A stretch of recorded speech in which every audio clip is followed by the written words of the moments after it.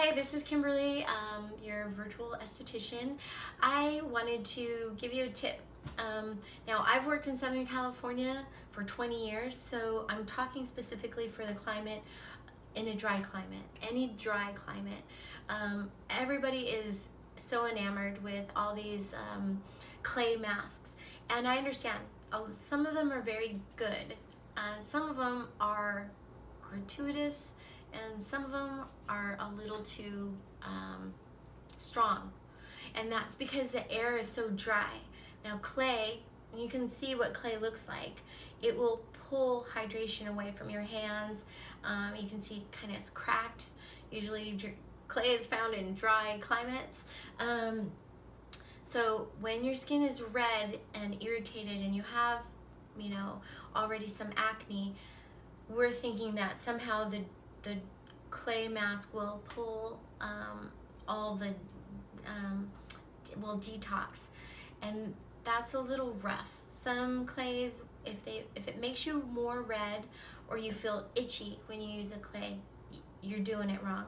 So two things that you can do. We talked about earlier in this kind of climate to rehydrate. Two things you can use to rehydrate. Actually, three things you can use to rehydrate. Is sodium hyalurate. Another way to use a sodium hyalurate, and it's not a natural product, is to put salt, pink Himalayan salt, in a bowl of water and keep splashing. It's like a bird bath for the skin. For one, it's good for any acneic situation, but because of the mineral content in the pink Himalayan salt, you're going to be rehydrating your skin.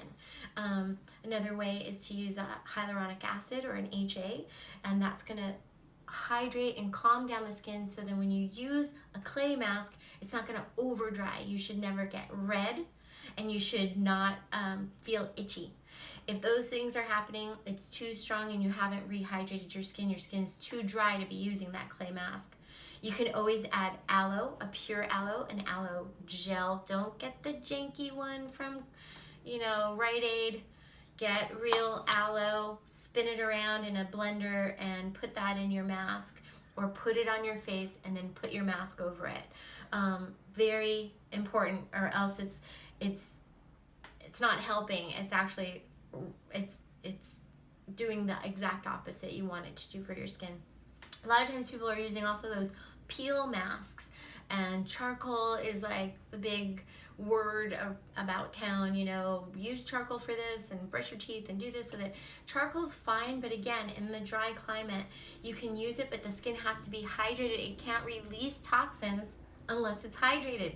Little cells, body does not work that way. It's just gonna go, and it's not gonna go anywhere if things aren't hydrated. So you can't detox without internally hydrating and hydrating your little cells that are so needed.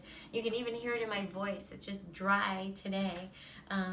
So it's very, very important to rehydrate before you ever use any kind of clay masks. That way you're not doing your skin a disservice and you're actually helping it. So clay masks, especially those ones that pull, also rehydrate. Do that bird bath thing that we were talking about, or sodium hyalurate, or even a hyaluronic acid. Steam the skin just a little, not too much, because anything that you're pulling can pull your skin off if you've steamed it too much. Just remember.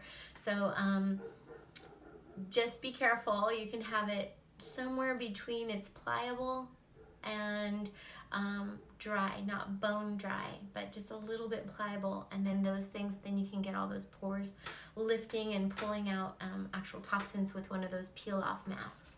I hope that helps. Thank you again, and thank you.